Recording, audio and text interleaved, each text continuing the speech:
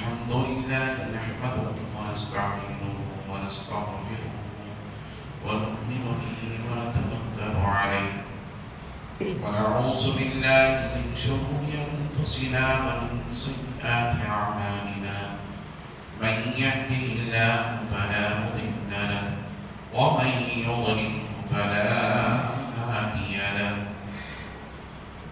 ونشهد أن لا إله إلا الله وحده لا شريك له ونشهد أن سيدنا ونبينا وحبيبنا وطبيب قلوبنا وشفيعنا وشفاء صدورنا وأعلانا وأولانا ومولانا وملجانا ومأوانا محمدا عبده ورسوله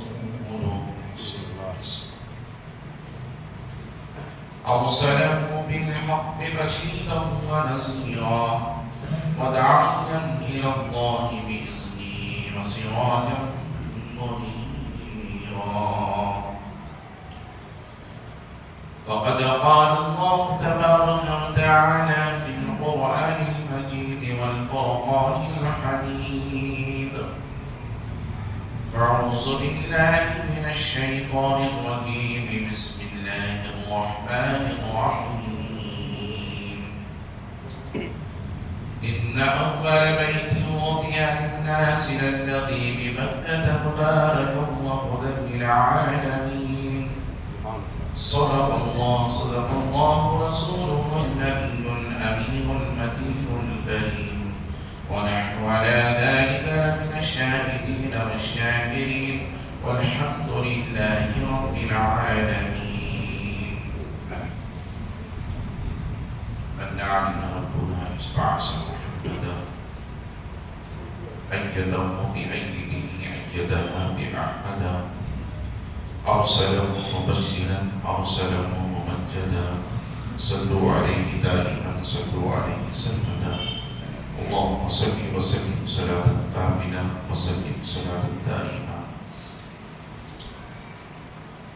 جو ہو مخدوم خود اپنے خدا کا بھلا کوئی کرے اس کی سنا کیا انہیں میری حقیقت کا پتہ ہے مجھے ان کی حقیقت کا پتہ کیا. دنیا کے بت قدوں میں پہلا وقت خدا کا دنیا کے بت قدوں میں پہلا وقت خدا کا ہم اس کے پاس با ہیں وہ پاس با ہمارا. اے خانہ کعبہ تو بنا گاہ بشر ہے اے خانہ کعبہ تو بنا گاہ بشر ہے تو عظمت اسلام ہے اللہ کا گھر ہے. تعمیر تیری کی ہے خلیل اور ذبیح نے تو رحمت کونین کا منظور نظر ہے. عزیزان محترم معزز سامعین کرام نوجوان ساتھیوں عزیز بچوں السلام علیکم ورحمۃ اللہ وبرکاتہ. خطبے کے بعد میں نے اس آیت مبارکہ کی تلاوت کا شرف حاصل کیا ہے. اسے اپنا موضوع سخن بنانے سے قبل آئے اور آپ نے کر سب سے پہلے غربت خضرا کے نبی سراج الصالحین انیس العارفین رحمت للعالمین مکے کے سردار مدنی کے تاجدار دائی حلیمہ کے پیارے بے سہاروں کے سہارے نبی محترم رسول مکرم نور مجسم آفتاب رسالت ماہتاب نبوت کونین کی زینت غم گزار امت صاحب جود و عطا ہم غریبوں کے آقا و مولا حضور سید عالم احمد مجتبی جناب محمد رسول اللہ صلی اللہ تعالی علیہ وسلم کی مقدس ذات بابرکات کی بارگاہ میں عقیدت و محبت کے ساتھ ہدیہ درود شریف کا نذرانہ پیش فرمائیں. پڑھیں اللہم صلی علی سیدنا محمد وعلی آل سیدنا محمد وبارک وسلم. صلاۃ و سلام علیک یا رسول اللہ. نبی اور آل نبی کی بارگاہ میں ایک مرتبہ محبتنا انداز میں صلی اللہ علیہ نبی کی وآلہ صلی اللہ علیہ وسلم صلاۃ و سلام علیک یا نبی اللہ، رسول اور آل رسول کی بارگاہ میں ایک مرتبہ بابا سے بلند اللہم صلی علی سیدنا محمد معدن النبی والکرم وعلی آلہ الکرام واصحابہ النظام اجمعین وبارک وسلم ابدا لخمسۃ اطفی بہا حق الوباء الحاطمہ المصطفى والمرتضى وابن امام الفاطمہ فسهل یا الہی کل صعب بحرمت سید الابرار ساکی۔ اللہ تبارک و تعالی عز و جل کا بے پناہ فضل و کرم ہے جس نے ہمیں اور آپ اس کے پیارے حبیب دانائے غیوب صلی اللہ علیہ وسلم کی امت پر پیدا فرمائے۔ لاکھوں کروڑوں درود و سلام اس کے آخری پیارے رسول علیہ السلام کی مقدس ذات بابرکات پر جن کی خاطر اللہ رب العزت نے تمام کائنات کا وجود بخشا۔ عزیزان محترم، میں نے قرآن مقدس کی آیت مبارکہ تلاوت کی جس میں اللہ رب العزت نے فرمایا ان اول بیت وضع للناس للذی ببکہ مبارکا وہدی للعالمین فیہ آیات بینات مقام ابراہیم ومن دخل کان آمنا۔ یہ پوری آیت مبارکہ اللہ رب العزت کے اس گھر کی طرف بابرکت والے، مقدس والے، عظمت والے، حرمت والے گھر کی طرف اشارہ اور دلالت کرتی ہے جس کی طرف ساری کائنات کے مسلمان رخ کر کے پنجگانہ نمازوں کو ادا کیا کرتے ہیں،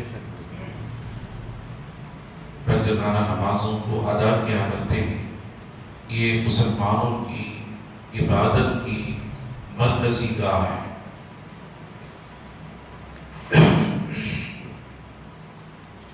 تمام امت مسلمہ اسی مقدس گھر کی طرف رخ کر کے سجدے کیا کرتی ہیں، قیام کیا کرتی ہے، رکوع و سجود کیا کرتی ہے اور اللہ رب العزت کی پنجگانہ بندگی ادا کیا کرتی ہے۔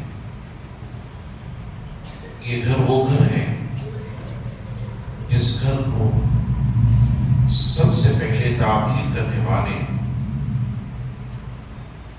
اللہ رب العزت کی مخلوق میں اگر کوئی ہیں تو اللہ کے مقرب فرشتے ہیں۔ اس گھر کو اللہ رب العزت نے تعمیر کا ثابت فرمایا۔ وہ ملائکہ ہیں، فرشتے ہیں، اللہ کے مقرب فرشتے ہیں۔ حضرت جبرائیل علیہ السلام، حضرت میکائیل علیہ السلام، حضرت اسرافیل علیہ السلام، حضرت عزرائیل علیہ السلام، اللہ کے مقرب اور فرشتے اس گھر کی تعمیر فرمائے۔ اب یہ گھر وجود میں آنے کا مقصد کیا تھا؟ اللہ رب العزت کے گھر کی تعمیر اور اللہ رب العزت کے گھر کا وجود آنے کا مقصد کیا تھا؟ اس کا مقصد یہ ہے کہ اللہ تبارک و تعالی عز و جل نے جب کائنات کی تخلیق فرمائی نور مصطفیٰ کے ذریعے سے، تو زمین و آسمان کی تخلیق ہو چکی تھی اور جنت و دوزخ، لوح و قلم، عرش و کرسی، ستارے، چاند و سورج اور صحرائے، سمندر، درخت، پہاڑ، یہ ساری مخلوقات وجود میں آ چکی تھی۔ صرف ایک مخلوق تھی جس مخلوق کا اللہ تبارک و تعالی عز و جل دنیا میں وجود میں لانا تھا، دنیا میں تخلیق کیا جانا تھا۔ آقا علیہ الصلوۃ والسلام فرماتے ہیں اللہ نے 18,000 مخلوقات کا وجود بخشا۔ کتنے؟ 18,000۔ ان 18,000 میں ساری مخلوقات کا وجود ہو چکا تھا، اللہ نے تخلیق فرما دی تھی، مگر ایک مخلوق ایسی تھی جس مخلوق کو اللہ تعالیٰ پیدا نہیں کیا تھا۔ اور ان 18,000 مخلوقات پر اللہ اس مخلوق کو فوقیت دینا تھا. اللہ نے قرآن میں فرمایا لقد کرمنا بنی آدم، ہم نے بنی آدم کو تمام مخلوق میں مقرر بنایا. بنی آدم کو تمام مخلوق میں مقرر بنایا. اللہ کی مرضی میں تھا اور وہ جو چاہتا اس مخلوق میں چاہتا وہ تخلیق کر دیتا. اس کا قوم کیا بگاڑ سکتا تھا؟ تو اللہ نے نوع انسانی کو اس کا ذکر فرمایا لقد کرمنا بنی آدم، ہم نے بنی آدم کو نوع انسانی کو مکرم بنایا. تو 18,000 مخلوقات میں اللہ رب العزت نے نوع انسانی کو اللہ رب العزت نے بنی آدم کو اللہ نے تقویت دی، مقام و مرتبہ دیا، عظمت و بلندی دی اور رفعت عطا فرمائی. وہ چاہتا تو کسی بھی مخلوقات میں پیدا کر سکتا تھا. اللہ کا شکر ادا کریں انسان بنی آدم نوع انسانی کہ اس نے اللہ نے ہمیں انسان بنایا. اللہ نے ہمیں آدمی بنا کر پیدا فرمایا. نوع انسانی میں اللہ نے ہمیں شامل فرمایا. اور لقد کرمنا بنی آدم کا تاج اللہ نے نوع انسانی کو عطا فرمایا. یہ اس کا احسان ہے، اس کا شکر ہے اللہ رب العزت کا کہ اس نے ہمیں کسی اور مخلوق میں نہیں پیدا کیا بلکہ اس مخلوق میں پیدا کیا. اس مخلوق کو اللہ نے مکرم بنایا، معظم بنایا، محترم بنایا اور فوقیت عطا فرمائی، بلندی عطا فرمائی. اللہ رب العزت نے اس مخلوق میں ہمیں پیدا فرمایا. وہ مخلوق کون سے ہیں؟ وہ انسانی مخلوق ہے، وہ انسانی مخلوق ہے، وہ آدمیت ہے، انسانیت ہے جس میں اللہ نے ہمیں شامل فرمایا. اللہ کا کروڑہا احسان کہ اللہ رب العزت نے ہم پر احسان فرمایا اور ہمیں نوع انسانی میں شامل فرمایا. عزیزان محترم، ایک ہی مخلوق تھی جس مخلوق کا اللہ وجود میں لانا تھا، تخلیق کرنا تھا، پیدا کرنا تھا. اللہ رب العزت نے فرشتوں کو بھی پیدا کر دیا تھا. فرشتے بھی وجود میں آ چکے تھے. جبرائیل بھی ہیں، میکائیل بھی ہیں، اسرافیل بھی ہیں. یہ تمام فرشتے موجود ہیں. اور یاد رکھ لیں فرشتے یہ کوئی معمولی مخلوق نہیں ہے. اللہ نے ان فرشتوں کو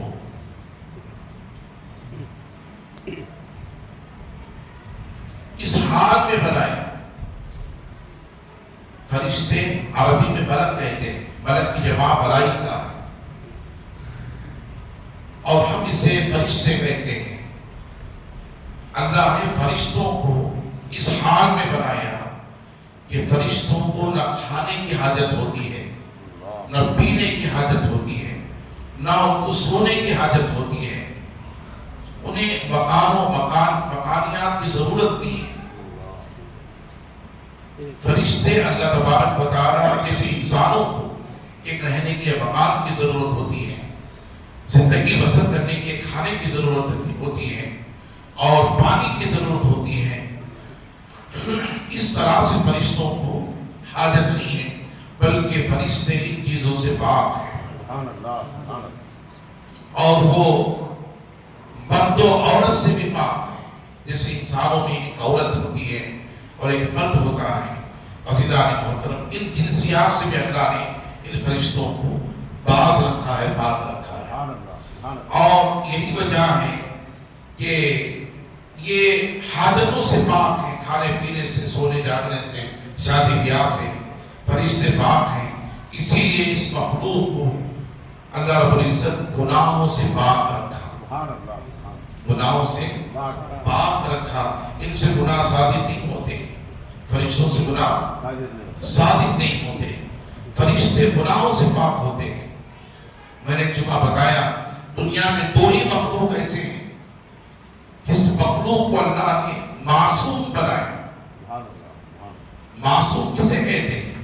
معصوم اس مخلوق کو کہتے ہیں، اس شے کو کہتے ہیں جو گناہوں سے پاک و صاف ہو.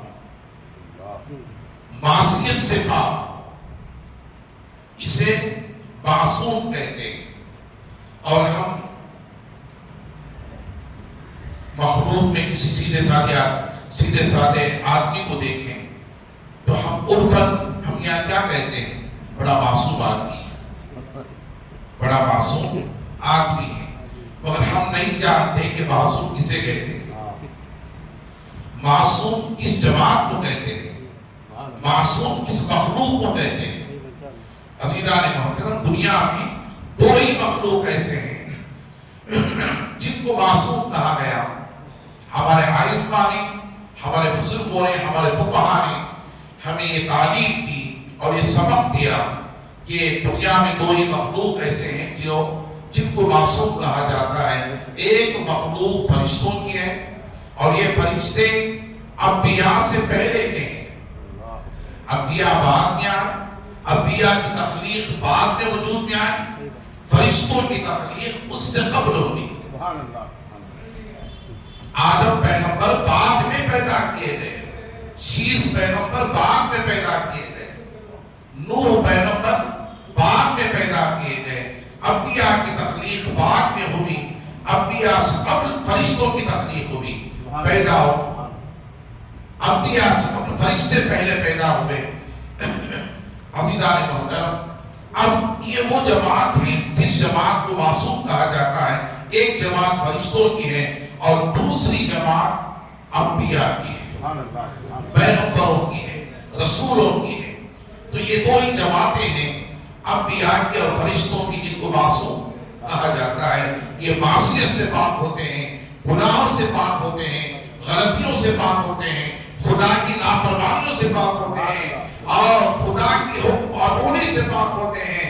عزیزان محترم، گناہ اسی وقت ہوتا ہے جبکہ اللہ رب العزت کے حکم کو پامال کیا جائے، اللہ کے حکم کو پامال کیا جائے، اس کی نافرمانی کی جائے، اس کی بات نہ سنی جائے۔ عزیزان محترم، تبھی انسان سے گناہ صادر ہوتا ہے، مخلوق سے گناہ صادر ہوتا ہے۔ جب رب کے حکم کے بندہ پابند ہو جاتا ہے تو انسان گناہوں سے پاک ہو جاتا ہے، انسان گناہوں سے کیا ہوتا ہے؟ پاک ہو جاتا ہے۔ عزیزان محترم، میں عرض یہ کر رہا تھا، ایک یہ مخلوق ایسی تھی جس مخلوق کو اللہ تخلیق کرتا تھا، وہ انبیاء کی جماعت تھی۔ اللہ رب العزت حکم دیا قرآن مجید کے اندر، فرشتوں میں اعلان فرمایا، وَإِذْ قَالَ رَبُّكَ لِلْمَلَائِكَةِ إِنِّي جَاعِلٌ فِي الْأَرْضِ خَلِيفَةً قَالُوا أَتَجْعَلُ فِيهَا مَن يُفْسِدُ وَيَسْفِكُ الدِّمَاءَ وَنَحْنُ نُسَبِّحُ بِحَمْدِكَ وَنُقَدِّسُ قَالَ إِنِّي أَعْلَمُ مَا لَا تَعْلَمُونَ۔ اللہ نے فرشتوں کی جماعت میں اعلان فرمایا، جس میں میکائیل تھے، اسرافیل تھے، اسرائیل تھے، جبرائیل تھے، یہ مقرب فرشتے تھے۔ اللہ نے فرشتوں کے درمیان اعلان فرمایا، وہ اعلان کیا تھا؟ اللہ نے فرمایا، وَإِذْ قَالَ رَبُّكَ لِلْمَلَائِكَةِ، اے فرشتوں، تمہارا رب ایک کام کرنے والا ہے، تمہارا رب ایک کام کرنے والا ہے، ایک مخلوق کی تخلیق فرمانے والا ہے۔ وَإِذْ قَالَ رَبُّكَ لِلْمَلَائِكَةِ إِنِّي جَاعِلٌ فِي الْأَرْضِ خَلِيفَةً۔ اللہ فرماتا ہے کہ اے فرشتوں، تمہارا رب زمین پر تمہارا ایک نائب، رب کا نائب بھیجنے والا ہے، اور تخلیق انسانی کا وجود بخشنے والا ہے۔ اللہ نے انسانی تخلیق کا ذکر فرمایا فرشتوں کے درمیان، وَإِذْ قَالَ رَبُّكَ لِلْمَلَائِكَةِ إِنِّي جَاعِلٌ فِي الْأَرْضِ خَلِيفَةً۔ زمین پر رب ایک خلیفہ بھیجنے والا ہے، ایک نائب بھیجنے والا ہے، آدم پیغمبر کی تخلیق کرنے والا ہے۔ اللہ، تو فرشتوں نے کہا، مولا، قالوا أتجعل فيها من يفسد ويسفك الدماء نحن نسبح بحمدك ونقدس لك۔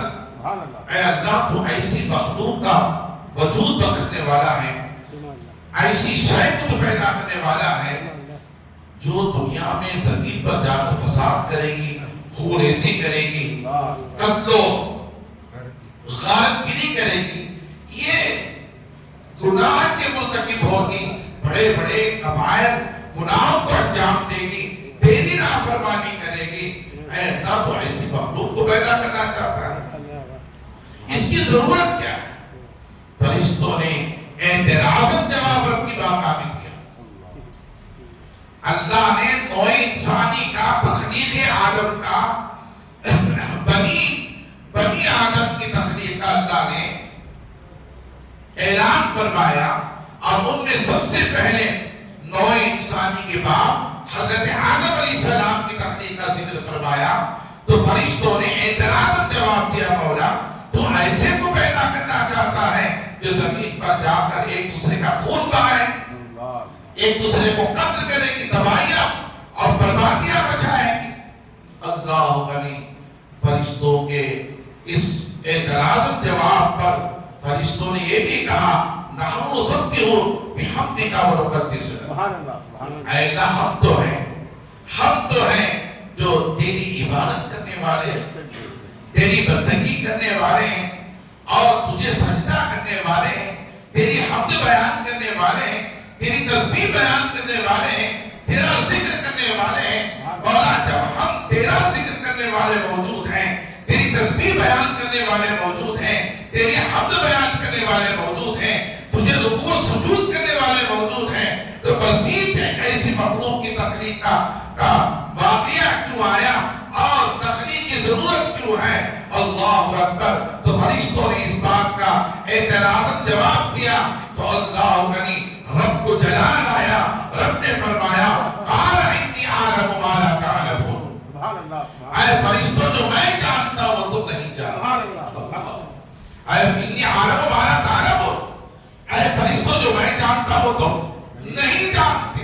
اب یہاں پر دو چیزیں سمجھنے کی ضرورت ہے، آپ توجہ سے سنیں۔ ایک یہ ہے، ابھی انسان پیدا نہیں ہوا، ابھی آدم علیہ السلام کی تخلیق نہیں ہوئی، نوع انسانی کا وجود ابھی رخصا نہیں گیا، اس سے پہلے رب نے فرشتوں کے درمیان نوع انسانی کی تخلیق کا اظہار فرمایا۔ ابھی انسان کا وجود نہیں ہے، آدم پیغمبر کو ابھی پیدا نہیں کیا گیا ہے، اس سے پہلے رب نے فرشتوں کے درمیان آدم پیغمبر کی اور نوع انسانی کی تخلیق آدم کا ذکر فرمایا۔ تو فرشتوں نے کیا کہا؟ فرشتوں کو اتنا علم تھا، اتنا جانتے تھے، ابھی انسان پیدا نہیں ہوا ہے، مگر فرشتے اس بات کا علم رکھتے تھے کہ زمین پر خون ہوگا، فرشتے اس بات کا علم رکھتے تھے زمین پر گناہ ہوگا، فرشتے اس بات کا علم رکھتے تھے زمین پر خدا کی نافرمانی ہوگی، فرشتے اس بات کا علم رکھتے تھے زمین پر اللہ رب العزت کے فرما برداری کب ہوگی، اور نوع انسانی گناہ کے مرتکب ہوگے، تخلیق انسانی کا وجود جب بخشا جائے گا، تخلیق انسانی جب ہو جائے گی، زمین پر جا کر بسے گی، تو یہ تخلیق انسانی گناہ کریں گے، کبائر گناہوں میں کے مرتکب ہوں گے۔ عزیزان محترم، فرشتے جانتے تھے، تبھی تو کہا مولا تو ایسوں کو پیدا کرنا چاہتا ہے جو زمین پر جا کر فساد کرنے والے ہیں، خون بہانے والے ہیں۔ عزیزان محترم، میں آپ سے ایک سوالیہ نشان رکھنا، آپ کے درمیان رکھنا چاہتا ہوں، ایک سوال پوچھنا چاہتا ہوں، فرشتے کون ہیں اور فرشتے کب پیدا کیے گئے ہیں؟ عزیزان محترم، جن کو اتنا علم ہے، ابھی انسان پیدا نہیں ہوا، آدم علیہ السلام کا وجود نہیں بخشا گیا، ان کی تخلیق نہیں ہوئی، انسانی تخلیق نہیں کی گئی، اس سے پہلے فرشتوں کو اس بات کا علم کہ انسان گناہ کرے گا، خون بہائے گا، فساد کرے گا۔ عزیزان محترم، وہ فرشتوں کی اتنی بڑی جماعت، اتنی مقرب جماعت اور اتنی مقرب جماعت، اللہ غنی، جن کو اللہ رب العزت نے انسانوں سے پہلے پیدا فرمایا اور جن کو اتنا علم عطا فرمایا کہ وہ علم کے ذریعے سے جانتے ہیں انسان زمین پر جا کر کے کیا کام کرنے والا ہے، زمین پر جا کر کیا کام کرنے والا ہے، فرشتے یہ جانتے ہیں۔ مگر میں آپ سے پوچھنا چاہتا ہوں، پوچھو میرے محبوب سے، پوچھو مصطفیٰ جان رحمت سے، پوچھو رحمت عالم صلی اللہ علیہ وسلم سے، یا رسول اللہ، فرشتوں کی تخلیق کب موجود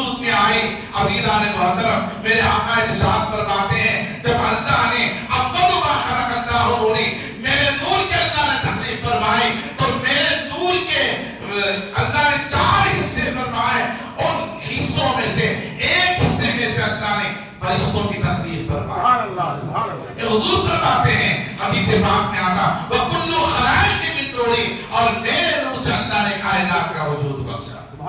میرے نور سے اللہ نے کائنات کا وجود بخشا. تو گویا پتہ یہ چلا تخلیق ملائکہ جو ہے یہ مصطفیٰ جان رحمت کے نور کا صدقہ ہے. یہ حضور کے نور کا صدقہ ہے. حضور علیہ السلام کے آمد کا صدقہ ہے. عزیزان محترم جب فرشتوں کے اس بات کا علم ہے کہ انسان زمین پر جا کر کے کیا کرنے والا ہے, کیا حضور کو علم نہیں ہے؟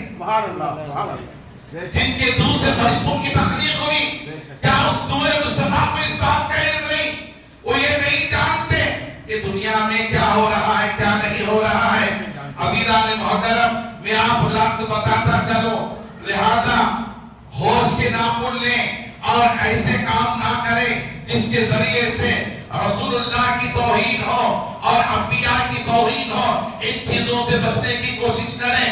ہمیں وہ کام دیا گیا ہے, یاد رکھ لیں, ناپنے اور تولنے کا کام انبیاء کے تعلق سے ہمیں نہیں دیا گیا, بلکہ ان کی غلامی حاصل کرنے کا کام ہمیں دیا گیا. ان کے غلامی حاصل کرنے کا کام ہمیں دیا گیا ہے. عزیزان محترم میں یہ کہ آپ حضرات کو عرض کرتا چلوں, جب فرشتوں نے اس بات کا اعتراض کیا, رب نے فرمایا انی عالم ما لا تعلمون, اے فرشتوں جو میں جانتا ہوں وہ تم نہیں جانتے, جو میں جانتا ہوں تم نہیں جانتے. اور فرشتوں نے کہا نہ مسبح بحمدک ونقدس لک, اے اللہ ہم تو ہیں جو تیری تسبیح بیان کرتے ہیں.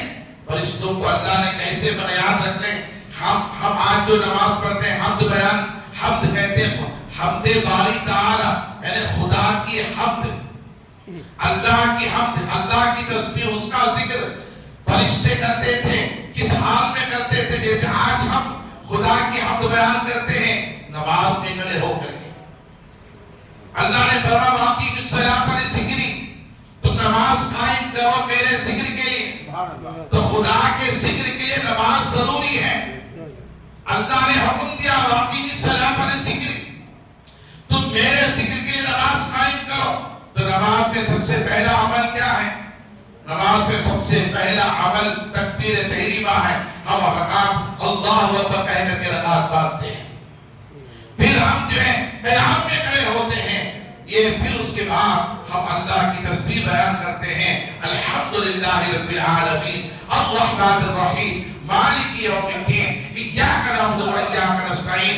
یہ سورہ فاتحہ ہم پڑھتے ہیں جس میں خدا کی حمد ہے, خدا کی تعریف ہے, خدا کی توصیف ہے, خدا کا ذکر ہے, خدا تبارک و تعالی عز و جل کی بزرگی کو بیان کیا گیا ہے. اس سورہ فاتحہ کے اندر کلام بلاغت کے اندر ہم اللہ کے ذکر کے لیے نماز قائم کرتے ہیں, قیام میں کھڑے ہوتے ہیں, اللہ کا ذکر کرتے ہیں, رکوع میں جاتے ہیں, اللہ کا ذکر کرتے ہیں, سجدے میں جاتے ہیں, اللہ کا ذکر کرتے ہیں, توبے میں رہتے ہیں, اللہ کا ذکر کرتے ہیں, اور تشہد میں بیٹھتے ہیں, اللہ کا ذکر کرتے ہیں. عزیزان محترم میں آپ حضرات کو عرض کرتا چلوں, یہ تمام نماز کے ارکان ہمیں دیے گئے ہیں. جیسے ہم عبادت کرتے ہیں ویسے فرشتے عبادت نہیں کرتے, ویسے فرشتے عبادت نہیں کرتے. خدا کا شکر ادا کریں, ہم ایک ہی عبادت میں خدا کی ساری تسبیح و تحلیل کو بیان کرتے ہیں. ہم ایک ہی عبادت میں قیام میں بھی کھڑے ہو جاتے ہیں, رکوع میں بھی چلے جاتے ہیں, سجدے میں بھی چلے جاتے ہیں, پھر جو بیٹھ کر کے تشہد بھی پڑھتے ہیں, سلام بھی پھیرتے ہیں. اللہ کا ذکر ہم اس طرح سے کرتے ہیں, مگر فرشتوں کو ایسا حکم نہیں دیا گیا. فرشتے, ایک فرشتوں کی جماعت صرف قیام میں رہتی ہے, ایک فرشتوں کی جماعت صرف رکوع میں رہتی ہے, ایک فرشتوں کی جماعت سجود میں رہتی ہے, ایک فرشتوں کی جماعت اللہ کی تسبیح و تحلیل میں رہتی ہے. جیسے ہم عبادت کرتے ہیں ویسے فرشتوں کو حکم نہیں دیا گیا, ویسے فرشتوں کو حکم نہیں دیا گیا. اللہ بنے تو ہمیں کتنا پابند ہونا چاہیے اللہ کی بندگی کا, اللہ کی ریاضت کا, اس کی عبادت کا, نمازوں کا ہمیں کتنا اہتمام کرنا چاہیے, خدا کی بندگی کا ہمیں کتنا اہتمام کرنا چاہیے. یہ بندہ ناشکرا ہے, سب کچھ دینے کے باوجود بھی بندہ خدا کی ناشکری کرتا ہوا نظر آتا ہے. اللہ فرماتا ہے اس کی نعمتیں جو ہم پر ہیں, وَإِن تَعُدُّوا نِعْمَتَ اللَّهِ لَا تُحْصُوهَا, میرا رب فرماتا ہے اے میرے بندو جو میں نے تم پر احسانات کیے ہیں, میں نے جو تمہیں نعمتیں دی ہیں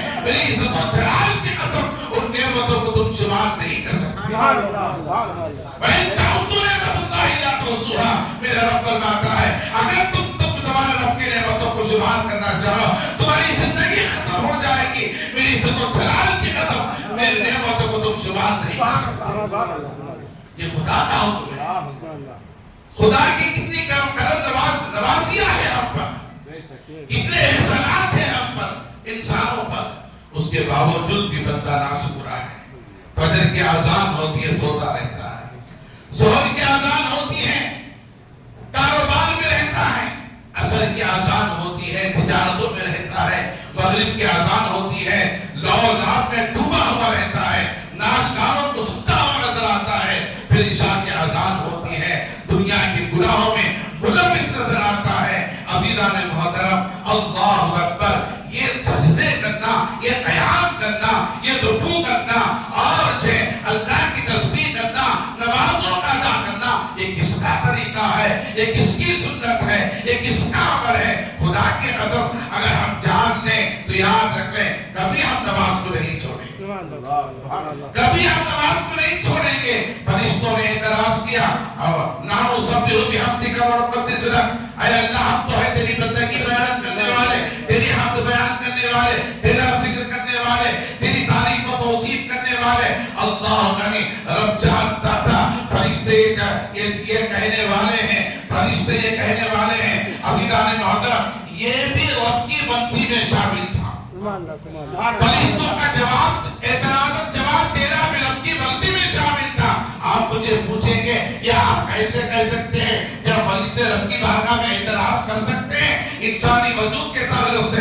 عزیزان محترم, میں آپ سے پوچھنا چاہتا ہوں, آدم پیغمبر کو رب نے پیدا کیا, حضرت حوا کو انہی کی بائیں پسلی سے پیدا فرما کر جنت میں ٹہلنے کے لیے اور جنت میں رہنے کا حکم دیا اور وہاں کی آسائشوں کو حاصل کرنے کا رب نے حکم دیا.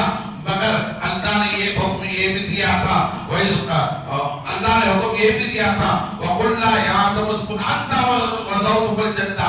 اللہ نے فرمایا اے آدم اور آدم کی زوجہ حضرت حوا کے تعلق سے فرمایا کہ تم جنت میں رہو. وَإِذْ قُلْنَا لِلْمَلَائِكَةِ اسْجُدُوا لِآدَمَ فَسَجَدُوا إِلَّا إِبْلِيسَ. اللہ نے فرمایا کہ اے آدم اے حوا یاد رکھو تم جنت میں رہو, مَحَاذِي شَجَرَةً فَتَكُونَ مِنَ الظَّالِمِينَ. اس درخت کے قریب نہ جانا ورنہ تم حد سے بڑھنے والوں میں سے ہو جاؤ گے.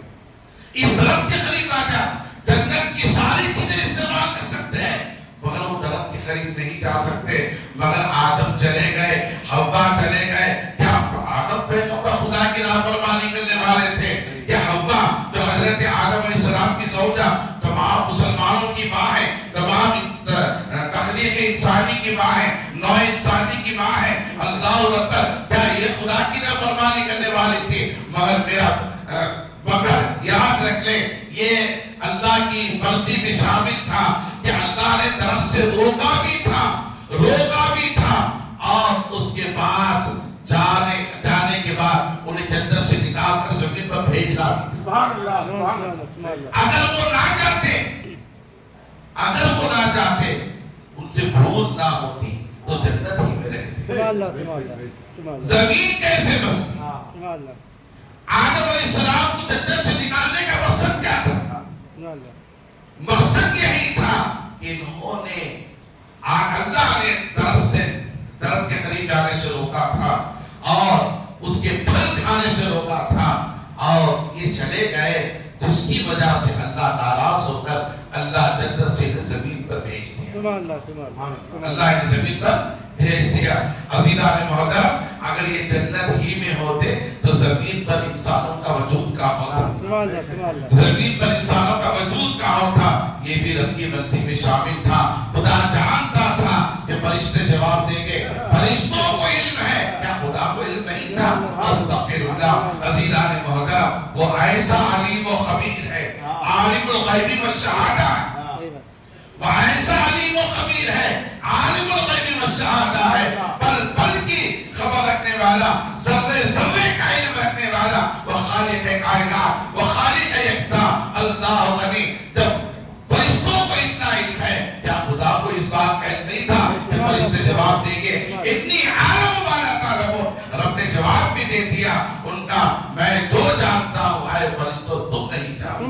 تو پتہ یہ چلا صوفیہ یہ کہتے ہیں خدا کے پاس جتنا علم ہے فرشتوں کے پاس اتنا علم نہیں ہے. خدا کا علم ذاتی ہے، فرشتوں کو جو علم تھا وہ عطائی تھا، اللہ نے ان کو عطا فرمایا تھا. عزیزان محترم، میں آپ اللہ کو عرض کرتا چلوں، جب فرشتوں کے اس عمل کو دیکھا کہ انہوں نے کہا ہم تیری بندگی کرنے والے، تیری عبادت کرنے والے، تیری ریاست کرنے والے، تو رب جلال میں دیکھا انی عالم ما لا تعلمون، اے فرشتوں جو میں جانتا ہوں وہ تم نہیں جانتے. رب کے جلال کو دیکھا، رب کے غضب کو دیکھا، تو فرشتے بیت معمور کا طواف کرنے لگے، رب کو بنانے کے لیے طواف کرنے لگے. اللہ اکبر، فرشتے رب کو بنانے کے لیے بیت معمور کا طواف کرنے لگے. اب بیت معمور کسے کہتے ہیں یہ ہمیں جاننا چاہیے. بیت معمور کسے کہتے ہیں؟ عربی میں بیت کہتے ہیں گھر کو. یہ معمور میم عین میم واو را، یہ جو حروف ہیں یعنی ہمیشہ اس کا طواف کرنے والے، ہمیشہ اس کا چکر لگانے والے، ہمیشہ اللہ کی حمد میں رہنے والے، ہمیشہ اللہ کے ذکر میں رہنے والے، ہمیشہ خدا کی فرما برداری میں رہنے والے، ہمیشہ خدا تبارک و تعالیٰ کی عبادت میں رہنے والے. یعنی بیت وہ گھر جیسے انسانوں کے لیے اللہ نے زمین پر خانہ کعبہ اس کے بندوں کی ہدایت کی مرکزگاہ بنایا ہے. طواف کعبہ کے لیے اللہ نے ہمیں کعبہ بنایا انسانوں کے لیے، ایسے ہی میرا رب فرماتا ہے میں نے فرشتوں کے لیے، آسمانی مخلوق کے لیے، زمینی مخلوق کے لیے خانہ کعبہ بنایا، بیت اللہ بنایا، مگر آسمانی مخلوق کے لیے میں نے بیت معمور بنایا. جیسے انسان زمین پر خانہ کعبہ کا طواف کرتے ہیں، ایسے فرشتے اللہ کے آسمانوں پر بیت معمور کا طواف کرتے ہیں. وہ اللہ کے حمد بیان کرتے ہیں، وہ چکر لگاتے ہیں. عزیزان محترم، جب بیت معمور کا فرشتے چکر لگانے لگے اور اعتراض کا جب رب جلال میں دیکھا، جب رب جلال میں دیکھا انی عالم ما لا تعلمون، رب کے جلال کو دیکھا تو فرشتے رب کو راضی کرنے کے لیے، رب کو بنانے کے لیے، رب کو راضی کرنے کے لیے، رب کو بنانے کے لیے بیت معمور کا طواف کرنے لگے. یہ عطا رب کو اتنا پسند آئی، اتنا پسند آئی، میرے رب نے فرمایا آئے فرشتوں، جب تم مجھے ناراض کر دیتے ہو تو مجھے راضی کرنے کے لیے بیت معمور کا طواف کرتے ہو، بیت معمور کا طواف کرتے ہو. اللہ اکبر، میرے رب کی شان دیکھے، میرے رب کا کرم دیکھے، میرے رب کا احسان دیکھے. بندہ ابھی پیدا نہیں ہوا ہے، انسانی تخلیق ابھی وجود میں نہیں آئی ہے، آدم علیہ السلام کو بھی پیدا نہیں کیا گیا، نوع انسانی کا وجود ابھی بخشا نہیں گیا. عزیزان محترم، اس سے قبل میرا رب انسانوں پر احسان فرما رہا ہے، انسانوں پر کرم فرما رہا ہے، انسانوں پر اللہ تبارک و تعالیٰ نعمتوں سے نوازتا ہوا نظر آ رہا ہے. میرا رب فرماتا ہے اے فرشتوں، جیسے تم مجھے ناراض کر کے بیت معمور کا طواف کر کے مجھے راضی کر لیتے ہو، جب میرے بندے زمین پر جائیں گے، آدم زمین پر جائیں گے، حوا زمین پر جائیں گے، اور شیر زمین پر جائیں گے، اور نوح پیغمبر زمین پر جائیں گے، ان کی امت ہوگی، ان کی اولاد ہوگی، جب وہ مجھے میری نافرمانی کرے گی، مجھے ناراض کرے گی، تو مجھے کیسے بنائے، وہ مجھے کیسے بنائے، وہ مجھے کیسے بنائے. اللہ غنی، میرے رب نے فرمایا ربنا، میرے رب نے فرمایا اے فرشتوں جاؤ، جیسے تمہارے لیے میں نے بیت معمور بنایا ہے، ایسے انسانوں کے لیے اسی بیت معمور کے ٹھیک نیچے خانہ کعبہ کی تعمیر. ان اول بیت وضع للناس الذی ببکۃ مبارک وہدی للعالمین فیہ آیات بینات مقام ابراہیم ومن دخلہ کان آمنا. میرا رب فرماتا ہے اے فرشتوں جاؤ، زمین پر خانہ کعبہ کو بناؤ. ربنا ان اول بیت وضع للناس الذی ببکۃ مبارک وہدی للعالمین. اللہ فرماتا بے شک زمین پر اگر کوئی گھر بنایا گیا، کسی گھر کی تخلیق کی گئی، کسی گھر کی تعمیر کی گئی، تو اللہ فرماتا وہ میرا گھر ہے، وہ میرا گھر ہے خانہ کعبہ. ان اول بیت وضع للناس الذی ببکۃ مبارک وہدی للعالمین. اور اللہ فرماتا ہے وہ گھر جس کا نام اللہ جس گھر کو بنانا چاہتا تھا اس گھر کا نام اللہ نے بکا رکھا. کیا رکھا؟ بکا. بولے کیا رکھا؟ بکا. سب مل کر کے بولے کیا رکھا؟ قرآن میں نہیں کہہ رہا، قرآن کہتا ہے کہ بکا تھا مبارک ہو. پھر اللہ نے اس گھر کو مبارک کہا. خدل للعالمین کیوں بنایا گیا؟ عالمین کی ہدایت کے لیے. عالمین کی ہدایت کے لیے اپنے اس گھر کو بنایا. اللہ نے فی ہدل للعالمین فیہ آیات بینات مقام ابراہیم. فیہ آیات بینات مقام ابراہیم. میرے رب نے فرمایا اے انسانوں اس گھر کے پاس میں نے مقدس نشانیاں رکھی ہیں. اس گھر کے پاس میں نے مقدس نشانیاں رکھی ہیں. اللہ اکبر. وہ کون سی نشانیاں ہیں جس نشانیوں کا رب ذکر فرما رہا ہے؟ فیہ آیات بینات مقام ابراہیم. پھر اللہ فرماتا اس میں نے مقام ابراہیم کو بھی رکھا ہے. مقام ابراہیم کو بھی رکھا ہے. بھی بکا کا مبارک. اللہ نے تو اسے بکا کہا. اللہ نے اسے بکا کہا. ہم اسے کیا کہتے ہیں؟ مکہ کہتے ہیں. کیا کہتے ہیں؟ بولے کیا کہتے ہیں؟ اللہ نے اسے بکا بنایا تھا. اسے بکا بنایا تھا خالق کائنات. مگر ہم اسے کیا کہتے ہیں؟ مکہ کہتے ہیں. اور یہ بکا کب تک رہا؟ خانہ کعبہ بکا کب تک رہا؟ عزیزان محترم یہ بکا اس وقت تک رہا جب تک کائنات میں اس کے محبوب جلوہ گر نہیں ہوئے. کائنات میں اس کے محبوب کی جلوہ گری نہیں ہوئی. آپ سیدہ آمنہ کے آنگن میں مصطفیٰ تشریف نہیں لائے. حضرت عبداللہ کے سن سے نکل کر آمنہ کے کوٹ میں مصطفیٰ جب تک جلوہ گر نہیں ہوئے آقا علیہ السلام اس خاکدانے کی دی پر قدم نہیں رکھے. اس وقت تک وہ بکا ہی رہا. محبوب جب دنیا میں جلوہ گر ہوئے آمنہ کے کوٹ سے جلوہ گر ہوئے اور دنیا میں اس خاکدانے کی دی پر مصطفیٰ جان رحمت نے قدم رکھا اور 40 سال کی عمر تک اسی بکے کے اندر رہ کر مصطفیٰ نے زندگی گزاری. اس میں ابو جہل بھی تھا، عتبہ بھی تھا، شیبہ بھی تھا، ابو لہب بھی تھا. ان بڑے بڑے کفار و مشرکین کے درمیان مصطفیٰ نے اپنی زندگی کو گزارا. انہی کے درمیان 25 سال عمر میں شادی کی ہوئے حضرت سیدہ خدیجہ کبریٰ سلام اللہ علیہا رضی اللہ تعالی عنہا سے عزیزان محترم جن کے پیٹ سے اللہ نے حضرت فاطمہ الزہرا کا وجود ملایا، جن کے پیٹ سے حضرت سکینہ کا وجود ملایا، جن کے کوکھ سے اللہ رب العزت نے حضرت زینب کا وجود ملایا، جن کے کوکھ سے اللہ رب العزت نے حضرت رقیہ کا وجود ملایا، جن کے بدن سے اللہ رب العزت نے حضرت عبداللہ کا وجود بخشا، جن کے بدن سے اللہ رب العزت نے حضرت قاسم کا وجود بخشا. یہ وہ نفوس قدسیہ ہیں جو حضرت خدیجہ کبریٰ کے کوکھ سے دنیا میں جلوہ گر ہوئے. وہ کیسے خاتون تھی عزیزان محترم. پہلا نکاح ہوا اللہ نے اولاد نہیں عطا فرمائی. دوسرا نکاح ہوا اللہ نے اولاد نہیں عطا فرمائی. تیسرا نکاح مصطفیٰ جان رحمت سے تھا. پہلے شوہر کا انتقال ہو گیا، دوسرے شوہر کا انتقال ہو گیا، تیسرے شوہر مصطفیٰ جان رحمت تھا، مصطفیٰ جان رحمت تھے. عزیزان محترم رب جانتا تھا یہ خدیجہ ایک وقت ایسا اس کا مقدر چمکے گا کہ میرے محبوب کے آنگن میں جائیں گی، یہ میرے محبوب کے گھر کو جائیں گی، یہ میرے محبوب سے نکاح کرے گی، یہ میرے محبوب کے جلوہ گروں میں رہے گی. عزیزان محترم اسی لیے اللہ نے پہلے شوہر کو نکاح کہ شوہر سے اولاد نہیں عطا فرمایا، دوسرے شوہر سے اولاد نہیں عطا فرمایا.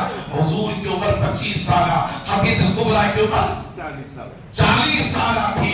عزیزان محترم حضور نے زندگی گزاری جن کے پیٹ سے اللہ نے حضرت سیدہ کائنات فاطمہ الزہرا رضی اللہ تعالی سلام اللہ علیہا کا وجود بخشا.